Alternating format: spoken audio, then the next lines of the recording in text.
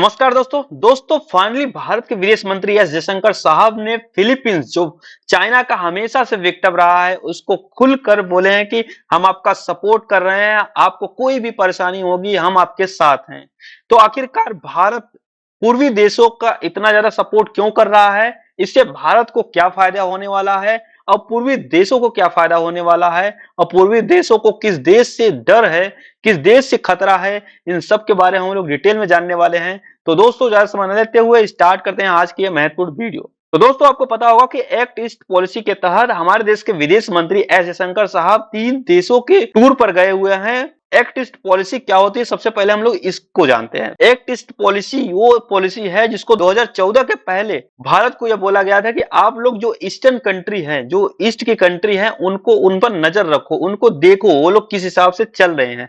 लेकिन 2014 के बाद ईस्टर्न कंट्री का मतलब भारत के जो भी पूरब में देश हैं, ये जो छोटे छोटे देश हैं, इनको ईस्टर्न कंट्री बोला जाता है। ये भारत के पूरब में है और इनको 2014 के पहले ये बोला जा रहा था कि इनको देखो और इन पर नजर रखो। लेकिन 2014 के बाद एक्ट ईस्ट पॉलिसी के तहत भारत को यह बोला गया कि इनका जितना हो सके उतना आप सपोर्ट करो और जो भी बन सके इनसे इनके लिए करो और इनकी जो भी टेंशन है, जिन देश के साथ टेंशन है, उनको दूर करने की कोशिश करो। तो आपको पता होगा कि इधर देखा जाए तो सबसे बड़ा कंट्री ये चाइना है और उसके बाद भारत ही है। और चाइना की नीति पहले से ही रही है कि हमेशा छोटे देशों पर राज करना और उनको हड़प लेना, और इधर कोई बड़ी कंट्री है नहीं। इसलिए भारत को ये नीड है कि इन देशों का सपोर्ट करे और इन देशों को जो भी इश्यू आ रहा है उन पर बात करे, क्योंकि चाइना इन पर कब्जा कर रहा है। अगर कोई नहीं बोलेगा तो ज्यादा प्रॉब्लम हो जाएगी और इससे भारत को भी फायदा होने वाला है, क्योंकि इन छोटे छोटे देशों पर कब्जा करते करते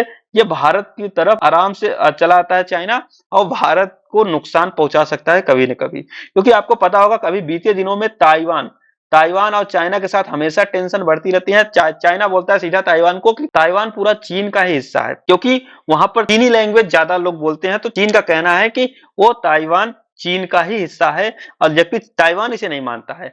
ऐसा ही देखा जाए इधर आपका फिलीपींस है। फिलीपींस छोटे छोटे द्वीपों में इतना बड़ा है और इस पर भी काफी ज्यादा चीन हक जताता है। हालांकि इस पर कभी हमला नहीं किया है, इसके पीछे क्या रीजन है, और ये बहुत ही पावरफुल कंट्री है। हालांकि इसके पास कोई आर्मी ज्यादा नहीं है, ज्यादा वेपन्स नहीं है, लेकिन उसके बावजूद भी फिलीपींस बहुत ही पावरफुल है। इस पर कोई हमला करने से पहले एक बार सोचेगा आखिरकार ये क्यों इतना पावरफुल है। इन सब के बारे में हम लोग डिटेल में जानने वाले हैं। अब आप यहाँ पर ध्यान से देख सकते हैं, ये हमारा वर्ल्ड का मैप है और वर्ल्ड के मैप में ये हमारा एशिया वाला पार्ट है।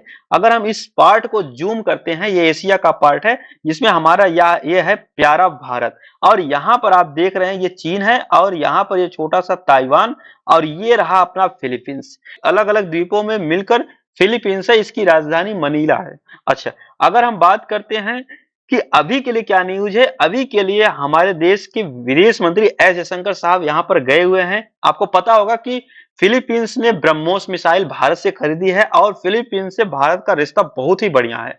अच्छा, अगर बात करते हैं तो हमारे एस जयशंकर साहब वहां पर गए हैं और उनको खुल के बताया कि हम आपका सपोर्ट करेंगे, जो भी चाइना सी टेंशन है उस पर हम लोग बात करेंगे और उसको जल्द से जल्द उसका कोई न कोई निर्णय निकालेंगे। आपको बता दें कि फिलीपींस के बगल में एक सागर है जिसको बोलते हैं दक्षिणी चीन सागर, और उसमें काफी ज्यादा प्रॉब्लम होती है। चाइना बोलता है वो हमारा पूरा है, फिलीपींस बोलता है ये हमारा है, और इधर सिंगापुर बोलता है हमारा है, और उधर ताइवान बोलता है वो हमारा है। उस पर काफी ज्यादा टेंशन रहती है और आए दिन कोई न कोई नई प्रॉब्लम क्रिएट होती रहती है एक दूसरे देश के बीच में।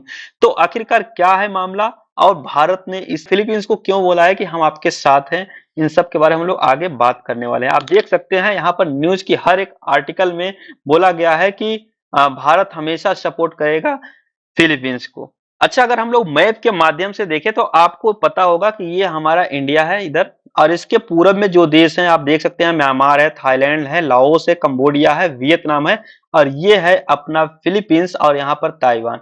ये चाइना है, इसको बोलता है हमारा है ताइवान को।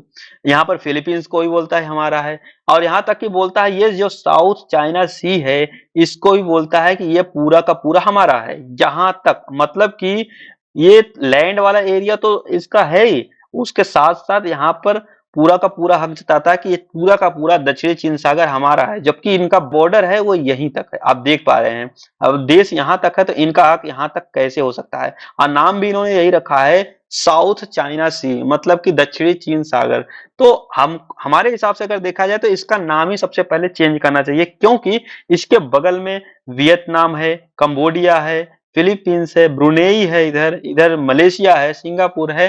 तो अगर असलियत में देखा जाए तो यहाँ पर आसियान कंट्री के मेंबर हैं, कंट्री के यहाँ पर मेंबर ज्यादा हैं, तो इनको सीधा सीधा बोल दिया जाना चाहिए कि आसियान सी है, इसका नाम आसियान सी ही रख देना चाहिए, न कि साउथ चाइना सी। पहला पॉइंट। अब इसको बोलता है ये पूरा का पूरा हमारा ही है, इसीलिए भारत इस पे हस्तक्षेप कर रहा है कि फिलीपींस की जो भी टेंशन है साउथ चाइना सी से रिलेटेड, उन पर ये बात करेंगे और इसका हल जल्द से जल्द निकालेंगे। अगर हम बात करते हैं कि फिलीपींस की, चाइना हमेशा सब पर कब्जा करता है, चाइना एक बहुत बड़ा देश है, इन छोटे छोटे देशों पर कब्जा करना चाहता है।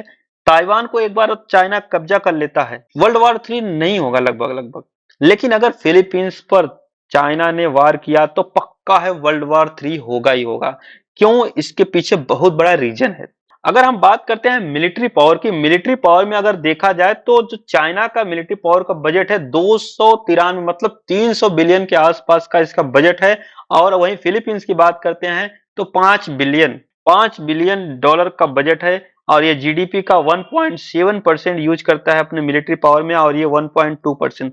तो कहीं ना कहीं आप देख सकते हैं यहाँ पर 5 बिलियन डॉलर खर्च हो रहे हैं और यहाँ पर लगभग 300 बिलियन डॉलर खर्च हो रहे हैं। तो कहीं ना कहीं चाइना की जो मिलिट्री पावर है वो काफी ज्यादा है, लेकिन चाइना उसके बाद भी फिलीपींस को सिर्फ धमकाता है, कभी वार नहीं करता है।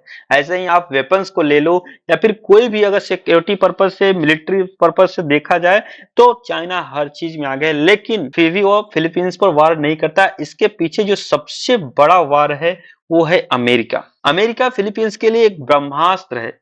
क्यों? क्योंकि फिलीपींस ने अमेरिका के साथ एक एग्रीमेंट साइन किया है कि अगर फिलीपींस पर कोई वार करता है मतलब कि वो अमेरिका पर वार करेगा। मतलब अगर फिलीपींस पर चाइना वार करता है तो अमेरिका की जो मिलिट्री है वो एक्टिवेट हो जाएगी, मतलब वो युद्ध करने के लिए रेडी हो जाएगी। यानी कि अगर चाइना फिलीपींस को टारगेट करता है या फिर कोई ना कोई युद्ध करता है फिलीपींस के साथ, समझ लो वो अमेरिका के साथ कर रहा है। और अमेरिका के साथ और चाइना के साथ अगर युद्ध हो गया तो मतलब वर्ल्ड वॉर 3 पक्का है, ये जल्दी होने वाला नहीं है। इसीलिए चाइना हमेशा फिलीपींस को धमकाता ही है, उससे लड़ाई नहीं करता, उससे युद्ध नहीं करता। एक बार के लिए ताइवान से युद्ध कर लेता है, लेकिन फिलीपींस को सिर्फ धमकाता है। यही रीजन है, इसी रीजन की वजह से हमारे देश के प्रधानमंत्री एस जयशंकर साहब भी यही बोले हैं कि हम आपके साथ हैं, क्योंकि वो जानते हैं कि चाइना कभी फिलीपींस पर वार करेगा ही नहीं। उसके साथ यही प्रॉब्लम है, फिलीपींस पर वार करेगा ही नहीं, क्योंकि उसके उसके उस पर वार किया तो अमेरिका पर वार किया, इसका मतलब ये हो गया। अच्छा, दूसरी बात, अमेरिका कहता है कि जो ये सी है, दक्षिणी चीन सागर ये है, हमने आपके फिलीपींस देश की रक्षा के लिए बोला है, न कि सागर की।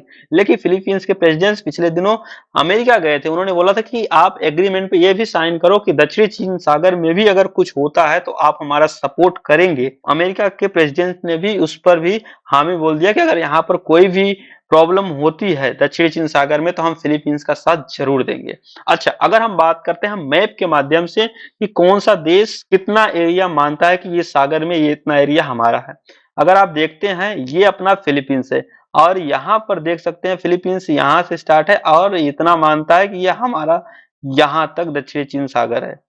लेकिन अगर वहीं पर देखा जाए चाइना का, तो चाइना सीधा यहाँ से स्टार्ट किया है, आप देख सकते हैं, और पूरा यहाँ से लेके और इधर पूरा मलेशिया साइड से ब्रुनेई होते हुए फिलीपींस, और पूरा का पूरा ताइवान को भी अपना ही बोलता है, इतने को बोलता है कि ये हमारा है।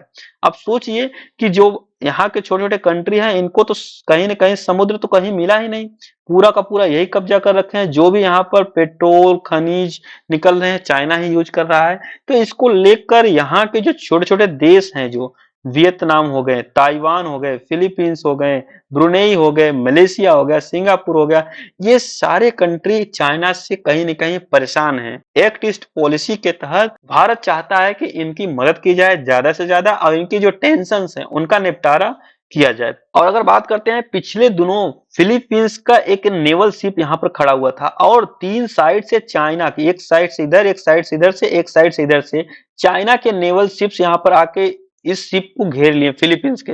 अब फिलीपींस की ये आर्मी का शिप है, इसको तीनों तरफ से घेर लिया और बोले कि आप वापस लौटो, लेकिन इन पर वार करने की हिम्मत नहीं हुई। क्यों?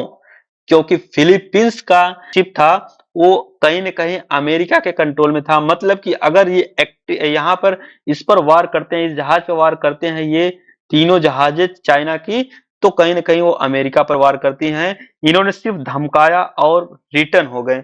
मतलब कि इन्होंने लड़ाई नहीं की, इन्होंने कोई वार नहीं किया। अगर वार करते तो फिर समझ लीजिए वो अमेरिका से बोलते हैं पड़ी लकड़ी ले लिए हैं, उस टाइप का हो जाता, तो काफी ज्यादा नुकसान हो जाता और वर्ल्ड वार होने से कोई रोक नहीं सकता था। तो दोस्तों ये तो रही छोटी सी न्यूज। आपको ये वीडियो कैसी लगी? वीडियो अच्छी लगी तो वीडियो को लाइक शेयर एंड सब्सक्राइब करना ना भूलें और नीचे दिए गए थैंक्स के बटन पर क्लिक करके हमारा सपोर्ट जरूर करें। मिलते हैं नेक्स्ट वीडियो में, तब तक के लिए जय हिंद जय भारत।